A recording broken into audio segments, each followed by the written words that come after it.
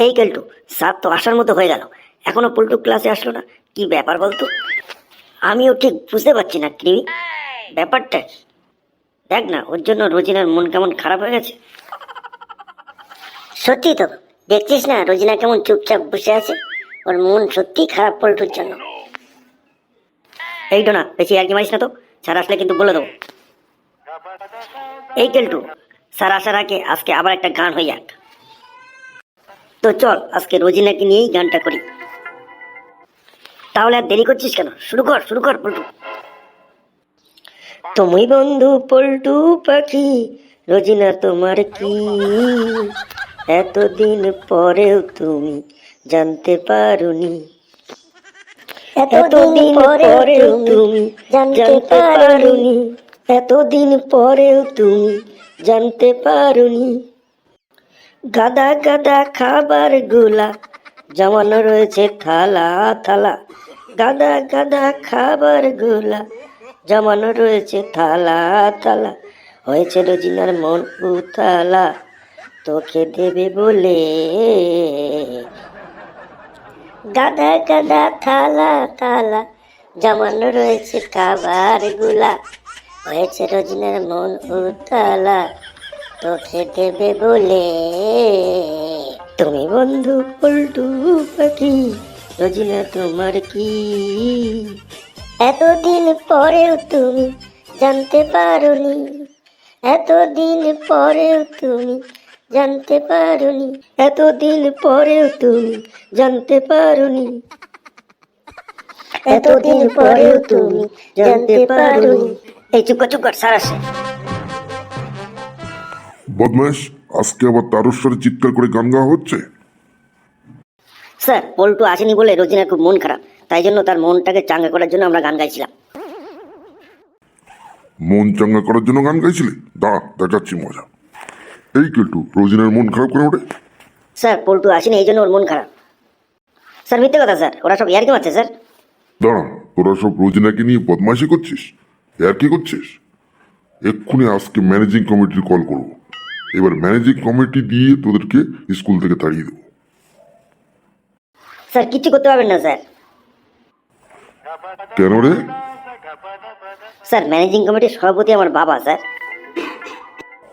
আচ্ছা ঠিক আছে। আচ্ছা বলতো, পল্টু কেন এখনো আসেনি?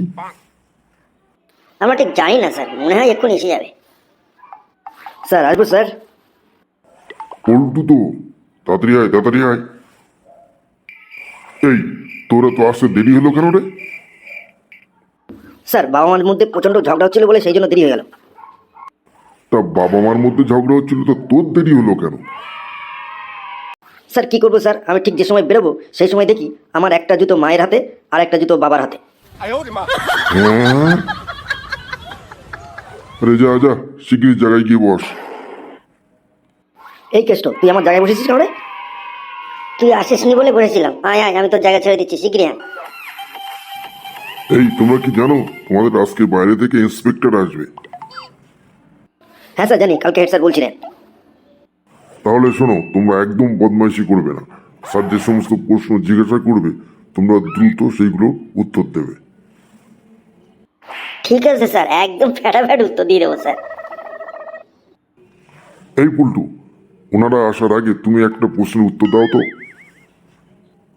বলুন স্যার। এমন একটা জিনিসের নাম করো তো যেটি বিভিন্ন জায়গায় বিভিন্ন নামে পরিচিত। স্যার এই প্রশ্ন, এ তো খুবই সহজ।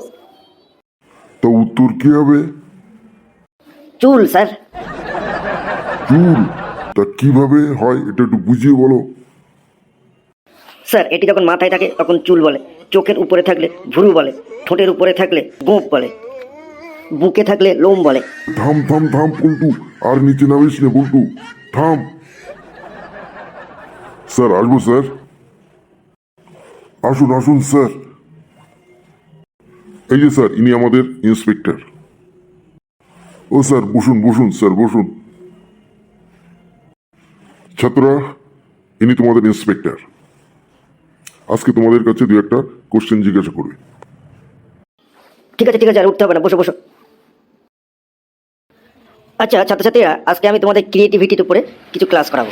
তোমরা নিজে থেকে কিছু তৈরি করতে পারো কিনা তার পরীক্ষার জন্য আমি তোমাদের কিছু প্রশ্ন জিজ্ঞাসা করব। তো চলো, আজকে তো আমি তোমাদের একটা রচনা জিজ্ঞাসা করি। এখন তো শীতকাল চলছে, তো চলো পিকনিক বা চড়ুই ভাতির উপরে কেউ নিজের থেকে কিছু বলতে পারো কিনা দেখি।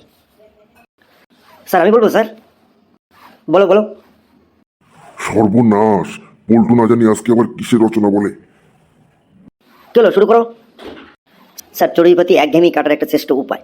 সবাই মিলে আমরা চড়ুইভাতি করতে যাই আমাদের একঘেয়েমি কাটানোর জন্য। ছাত্রছাত্রীরা সবাই একসঙ্গে চড়ুইভাতি করতে যায়, স্যারদের সঙ্গেও যায়, বা কেউ কেউ অফিস থেকেও চড়ুইভাতি করতে যায়। শীতকালে বেশিরভাগ চড়ুইভাতি হয়। আমরাও সবাই মিলে, আমাদের বন্ধুরা মিলে একবার চড়ুইভাতি করতে গেছিলাম। সেখানে অনেক রকম আইটেম ছিল, তার মধ্যে চিকেন ছিল অন্যতম। সেই চিকেনের গন্ধ পেয়ে আশেপাশে অনেক বিড়াল ঘোরাফেরা করছিল। বিড়ালের 4টে পা আছে, বিড়ালের একটি মুখ আছে, বিড়াল বাঘের মতো দেখতে হয়, এই জন্য বিড়ালকে বাঘের মাসি বলা হয়। বিড়াল রাত্রেবেলা অনেক সময় অনেকের বেডরুমেও থাকে। বিড়ালকে পোষা হয়, কিন্তু পোষা বিড়াল থাকলেও বিড়াল থেকে সাবধান থাকা উচিত, কারণ বিড়াল হাসতে দিলে বা কামড়ে দিলে জলাতঙ্ক রোগ হতে পারে, এবং সেই বিড়ালটা যদি কুকুরের সংস্পর্শে থাকে তাহলে জলাতঙ্ক রোগ হওয়ার সম্ভাবনা বেশি। সুতরাং বিড়ালে হাসটালে বা কামড়ালে অবশ্যই ইঞ্জেকশন নেওয়া উচিত, নাহলে জলাতঙ্ক রোগ হতে পারে। স্যার হয়েছে স্যার চড়ুইভাতি রচনা স্যার। সর্বনাশ, পল্টু আজকে বিড়ালের রচনা পড়ে এসছে। আরে গাধা, তোমাকে তো চড়ুইভাতি রচনা বলতে বললাম, তুমি তার সঙ্গে বিড়াল মেশাচ্ছ কেন? স্যার, ও আজকে বিড়ালের রচনায় পড়ে এসেছে স্যার। আপনি যাই ধরবেন দেখবেন বিড়ালের রচনা বলে দেবে। বদমাইশ, দাঁড়াও, তোকে সাহায্য করছি আমি। আচ্ছা, তোমরা তো অনেক জায়গায় বেড়াতে গেছো। হ্যাঁ স্যার গেছি, আমি মুর্শিদাবাদ গেছিলাম স্যার। স্যার আমি গত গ্রীষ্মে স্যার সিকিম গেছিলাম স্যার। আচ্ছা, তাহলে তোমরা এবার বলো তো তোমাদের দেখা একটা সেরা ঐতিহাসিক স্থান সম্পর্কে রচনা বলো তো। কে বলবে? স্যার আমি বলবো স্যার। স্যার আমি গত পুজোর ছুটিতে স্যার আগ্রায় গেছিলাম তাজমহল দেখতে স্যার। তুমি আবার তার সঙ্গে বিড়াল মেশাবে না তো? না স্যার, কি বলেন স্যার। তাহলে শুরু করো। স্যার গত পুজোর ছুটিতে আমি বাবা মার সঙ্গে এবং আশেপাশের কয়েকটা ফ্যামিলির সঙ্গে আগ্রায় তাজমহল দেখতে গেছিলাম। আগ্রা খুবই বিখ্যাত জায়গা, এখানে যমুনার তীরে তাজমহল অবস্থিত। সম্রাট শাহজাহান এটি বানিয়েছিল। তো সেই তাজমহল দেখে আমরা মোহিত হয়ে গেছিলাম। তাজমহল দেখে আমরা যখন ফিরছিলাম তখন আমাদের খুব খিদে পেয়ে গেছিলো। সেই জন্য আমরা একটা হোটেলে খেতে গেছিলাম। হোটেলে যখন খাওয়া শুরু করি তখন হোটেলওয়ালা আমাদের মাছ দিয়েছিল। সেই মাছের গন্ধ পেয়ে একটা বিড়াল চলে এসেছিলো। বিড়ালের 4টে পা আছে, বিড়ালের একটি মুখ আছে, বিড়াল বাঘের মতো দেখতে হয়, এই জন্য বিড়ালকে বাঘের মাসি বলা হয়। বিড়াল রাত্রেবেলা অনেক সময় অনেকের বেডরুমেও থাকে। বিড়ালকে পোষা হয়, কিন্তু পোষা বিড়াল থাকলেও বিড়াল থেকে সাবধান থাকা উচিত, কারণ বিড়াল হাসতে দিলে বা কামড়ে দিলে জলাতঙ্ক রোগ হতে পারে, এবং সেই বিড়ালটা যদি কুকুরের সংস্পর্শে থাকে তাহলে জলাতঙ্ক রোগ হওয়ার সম্ভাবনা বেশি। সুতরাং বিড়ালে হাসটালে বা কামড়ালে অবশ্যই ইঞ্জেকশন নেওয়া উচিত, নাহলে জলাতঙ্ক রোগ হতে পারে। বদমাইশ, থাম থাম, তুই আবার বিড়াল মেশাচ্ছিস ওর সঙ্গে। তোরে এবার আমি ক্লাস থেকে তাড়িয়ে দেবো। এই পল্টু, তুই কি করছিস কি? এবার যদি তুই বিড়াল মেশাস তাহলে আমি তোর স্কুল থেকে এক্ষুনি গার্জিয়ান ডেকে তাড়িয়ে দেবো। স্যার আর হবে না স্যার, আর বলবো না স্যার। আচ্ছা, এবার তোমরা একটা গল্প বলতে পারবে যা তোমরা নিজেরা লিখেছো? কি কেউ উঠছো না? কেউ পারবে না? স্যার আমি পারবো স্যার। শয়তান, তোমাকে বলতে হবে না। স্যার দেখুন স্যার, এবার আর বিড়াল মেশাবো না স্যার। সত্যি বলছো? হ্যাঁ স্যার।